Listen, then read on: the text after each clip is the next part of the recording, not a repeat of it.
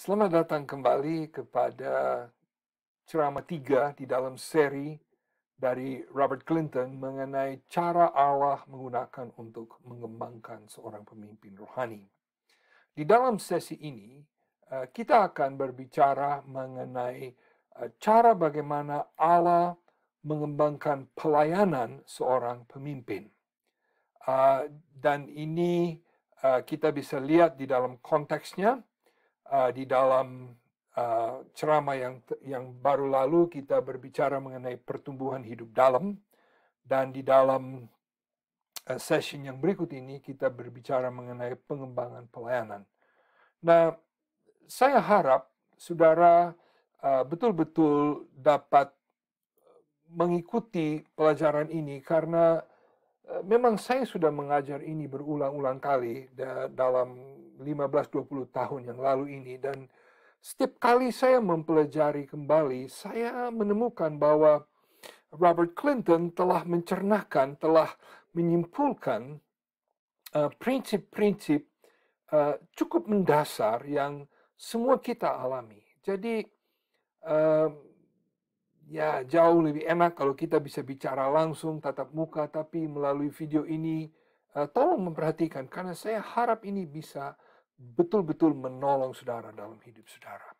Nah, di dalam bahagian ini kita akan melihat bahwa menurut Clinton ada 4 fase di dalam atau 4 bahagian subfase sebenarnya, yang istilah yang dia pakai adalah subfase, yaitu terdiri dari nomor 1 memasuki, Allah menantang calon pemimpin untuk memasuki pelayanan. 2 pelatihan, Allah mengembangkan keterampilan dan karunia rohani.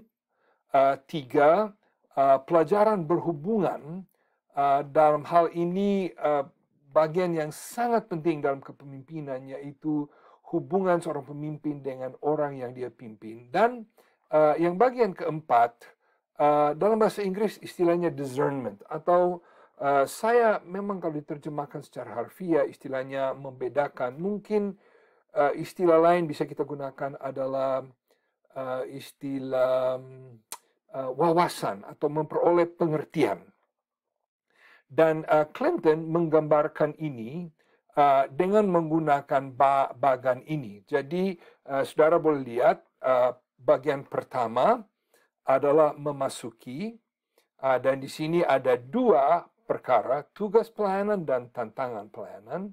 Kemudian yang fase kedua adalah pelatihan, keterampilan dilatih, pengalaman diperoleh, dan karunia.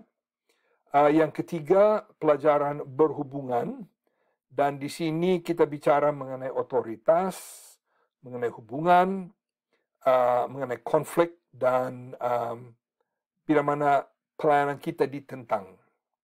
Dan yang keempat adalah membedakan atau memperoleh pengertian-pengertian yang memang di sini ada berbagai macam peperangan rohani, tantangan kuasa, tantangan iman, tantangan doa, tantangan pengaruh, dan pelayanan diteguhkan. Nah, saya mau saudara memperhatikan bagian ini karena di dalam bagian ini saudara boleh lihat bahwa ketiga fase yang 2, 3, dan 4 sebenarnya itu walaupun di dalam bagan ini terlihat secara berturut-turut, tetapi sebenarnya itu bisa saja tumpang tindih, bisa saja itu terjadi, boleh dikatakan semua berjalan sekaligus, atau satu lebih dulu, satu belakang, dan seterusnya. Jadi harap saudara bisa mengerti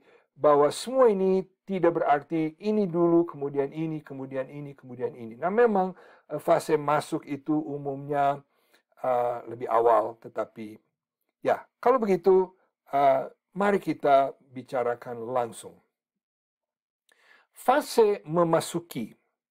Di dalam fase memasuki, kita menghadapi 2 hal. Pertama, sebuah tugas pelayanan. Dan di sini bicara mengenai satu tugas yang Allah uh, ya, melalui mana Allah menguji kesetiaan dan ketaatan dan penggunaan karunia. Fase ini mempunyai bagian awal, bagian akhir, mempunyai akuntabilitas dan evaluasi. Bagian ini menguji kesetiaan dan ketundukan. Apakah kita mau tunduk? Dan di sini kita mulai melihat potensi seseorang. Lalu kemudian yang berikutnya adalah tantangan pelayanan. Apakah pemimpin bersedia menerima tugas pelayanan itu? Allah akan menguji apakah pemimpin bisa mengenal kebutuhan dan apakah dia siap menerima pelayanan tersebut. Pemimpin belajar mengenal pimpinan Allah dan menerima tugas yang baru. Beberapa observasi yang bisa kita peroleh melalui bagian pertama ini. Pertama, mayoritas pemimpin memang akan muncul dengan pola yang sama, yaitu mereka dapat satu tugas untuk melayani satu tempat untuk pelayanan, dan di dalam hal itu mereka boleh katakan mengalami juga semacam tantangan, apakah mereka mau terima. Observasi kedua yang sangat penting di sini adalah menyangkut kata inisiatif. Pemimpin yang menunjukkan inisiatif pada tahap ini adalah mereka yang mempunyai potensi tinggi untuk kepemimpinan lebih tinggi pada kemudian hari. Satu hal yang sangat membedakan pemimpin masa depan adalah apakah kita melihat inisiatif dalam pemimpin pada masa awal dari pelayanannya. Nah, apakah arti kata inisiatif? Inisiatif berarti saya bertindak, saya bergerak tanpa harus ada banyak orang yang mendorong atau mengingatkan atau selalu mengawasi saya. Jadi itu satu perkara yang cukup menentukan kalau kita melihat inisiatif. Satu observasi berikutnya adalah bahwa kepemimpinan yang mendatar akan wujud bila inisiatif berkurang dan tanggapan terhadap tantangan dan kesempatan pelayanan kurang positif. Jadi, boleh dikatakan bahwa bila mana seorang pada level ini tidak menunjukkan inisiatif dan tidak menanggapi tantangan-tantangan pelayanan yang datang padanya dengan baik, apa yang akan terjadi dengan orang itu? Ya, dia akan mendatar. Dia akan mengalami, yaitu istilahnya mendatar. Dia akan stagnan. Dia tidak akan bisa memasuki pelayanan yang lebih berhasil. Nah, di dalam tahap subfase 2, ini Clinton menyebut sebagai fase pelatihan. Dan semua kita pasti akan mengalami pelatihan karena kita butuh keterampilan-keterampilan tertentu di dalam pelayanan. Clinton menekan 3 keterampilan yang penting untuk seorang pemimpin memperoleh. Pertama, dan ini sudah ditekan beberapa kali, yaitu keterampilan hubungan. Sudah pasti seorang tidak dapat memimpin atau tidak bisa memimpin dengan baik kalau dia tidak dapat menjalin hubungan, menciptakan hubungan, memelihara hubungan, mengembangkan hubungan. Karena hubungan adalah cara bagaimana seorang pemimpin menggunakan untuk mempengaruhi orang. Jadi ini terlihat, dan biasanya waktu seorang pemimpin baru memasuki pelayanan, dia mendapat kesempatan untuk memimpin sekelompok yang lebih kecil. Mungkin ya, apalagi kalau orang muda, mungkin dia memimpin sekolah minggu, mungkin dia memimpin kaum muda. Tetapi di situ, atau mungkin satu kelompok sel di rumah tangga, di situ dia mulai belajar cara-cara untuk berhubungan dengan orang. kita akan bicarakan ini lebih lanjut. Lalu yang kedua yang harus dilatih adalah pengetahuan. Nah, memang sudah pasti pengetahuan untuk bidangnya, pengetahuan untuk mengajar, bagaimana mempersiapkan bahan khotbah, pengetahuan untuk bagaimana menjalankan, dan seterusnya. Satu hal yang harus ditambahkan, yaitu yang ketiga, yaitu keterampilan atau kemampuan untuk menjalankan atau memimpin di dalam perubahan. Seorang pemimpin adalah orang kunci untuk memimpin di dalam perubahan dalam sebuah organisasi, dalam gereja, dalam apapun.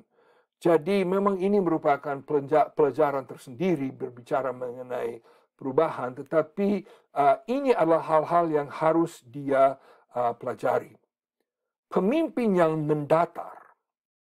Nah, kita mau menekan di sini, pemimpin yang mendatar hanya memperoleh keterampilan yang secukupnya agar merasa nyaman. Maksudnya saya bisa, ini sudah cukup.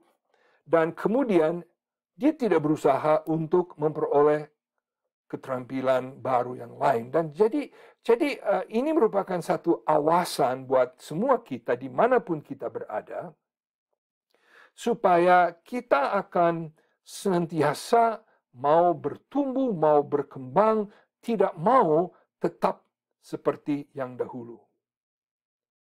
Nah, ada berbagai macam pengalaman yang seorang bisa lalui untuk memperoleh pelatihan ini. Jadi, pengalaman-pengalaman ini terdiri dari banyak macam, ya. Cuma satu tambahan di sini. Allah memberikan kesempatan untuk dilatih kepada semua orang. Tetapi tidak semua orang belajar dari pelatihan itu. Jadi setiap kesempatan yang kita peroleh, nah memang jenis-jenis pengalaman yang bisa saudara mendapatkan ini cuma contoh saja. Misalnya pengalaman magang tidak resmi, maksudnya saudara lebih suka pakai istilah mentor atau hubungan dengan seorang yang lebih senior atau bagaimana, atau lokakarya atau pelatihan formal, maksudnya sekolah. Sebenarnya di sini tidak tertulis hal seperti belajar sendiri, membaca buku dan lain sebagainya. Yang penting saudara, dalam proses kita mengembangkan pelayanan kita harus senantiasa berusaha untuk belajar terus. Nah, salah satu bahagian lain dalam subfase 2 ini adalah mengenal karunia roh. Nah, ini proses mengenal karunia roh sangat penting. Sebelum saya lanjutkan, saya mau katakan bahwa saya percaya semua keefektifan, keberhasilan kita itu bisa dikatakan didasarkan, ya selain diberikan kuasa oleh Tuhan sendiri melalui Roh Kudus, didasarkan kepada keterampilan alamiah kita dan kepada karunia roh kita.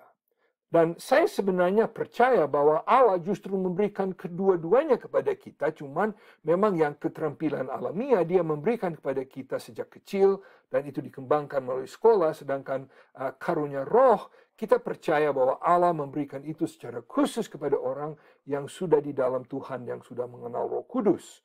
Nah, di dalam daftar ini, dan saya tidak akan membaca atau saya tidak akan mendalami satu persatu, saudara bisa merenungkan. Tetapi seringkali kenapa adalah penting untuk saudara memikirkan kedelapan langkah ini, karena seringkali orang berhenti dengan nomor 2 atau nomor 3. Jadi nomor 1 ada pengalaman.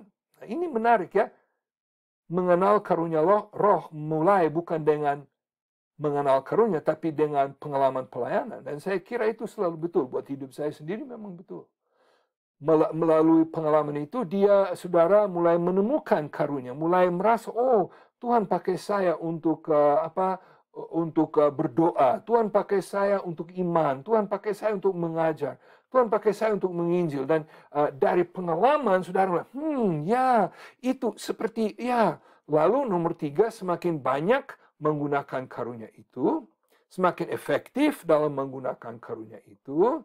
Nah, yang nomor 5, ini yang menarik bagi saya, bahwa setelah saudara menemukan dan mulai memakai karunia pertama dan mungkin utama, saudara mulai melihat bahwa ada karunia lain yang muncul dalam hidup saudara. Dan saudara mulai mengenal apa yang Clinton mengatakan gift mix, atau adukan atau campuran atau sekelompok karunia yang digunakan bersama. Dan dia kemudian menggunakan istilah gift cluster. Dalam perbedaan di antara gift mix itu cuma ya saya pakai yang satu, saya pakai yang satu, yang saya pakai yang satu. Tapi gift cluster itu mungkin lebih, cluster itu seperti karunia-karunia lain berkelompok mengelilingi satu karunia utama. Walaupun makan waktu dalam video ini, mungkin saya mau cerita secara pribadi, karena ini yang paling menolong bagi saya. Sejak saya SMA, dan khususnya waktu saya kuliah, saya semakin merasakan bahwa Tuhan memberikan kepada saya karunia untuk mengajar. Mungkin itu pertama mulai waktu saya di SMA, dan guru saya memberikan kesempatan untuk bantu dia mengajar. Oh ya, dan mulai seperti Tuhan mulai menyadarkan, apalagi waktu kuliah, Tuhan mulai menyadarkan, oh ya, saya memberikan kepada kamu karunia untuk mengajar. Dan waktu saya masih awal itu, saya percaya, ini karunia saya, ini karunia satu-satunya karunia. Tetapi, dan ceritanya sedikit panjang, saya tidak menceritakan segalanya, tetapi setelah beberapa waktu, Tuhan menempatkan saya, dalam kebetulan kasusnya adalah, Tuhan menempatkan saya sebagai dekan akademis di sekolah yang dahulu disebut Sekolah Alkitab Jakarta, yang kemudian dinamakan STT Eklesia. Saya kira saya akan menjadi guru, saya akan menjadi pengajar. Tapi Tuhan memberikan tugas kepemimpinan, tugas administrasi. Sebenarnya ini terjadi sebelum itu pun, waktu saya masih pelayanan sebagai staf gembala di Amerika. Saya kira pelayanan saya adalah mengajar di gereja, tetapi ternyata saya diminta untuk mengepalai sekolah SD yang ada di gereja itu. Secara boleh dikatakan secara terpaksa, saya belajar karunia-karunia administrasi. Nah, itu saya sampai hari ini, itu sudah puluhan tahun yang lalu, sampai hari ini saya masih berpendapat bahwa karunia mengajar masih merupakan karunia utama dalam hidup saya. Tetapi Tuhan menambahkan karunia administrasi, Tuhan menambahkan karunia menolong, Tuhan menambahkan karunia kepemimpinan, dan seterusnya, sehingga saya kira ini mulai berbentuk apa yang bisa disebut sebagai gift cluster.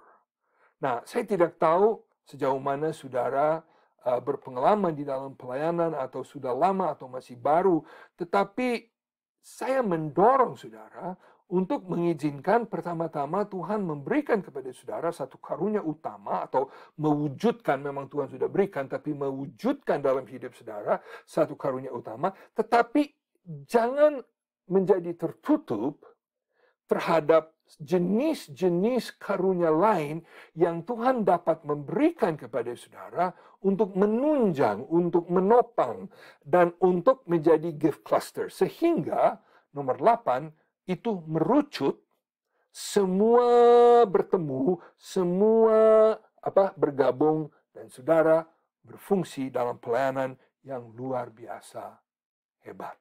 Nah, saya akan berhenti di sini dan sambung subfasi 3 dan subfasi 4 di dalam video berikutnya.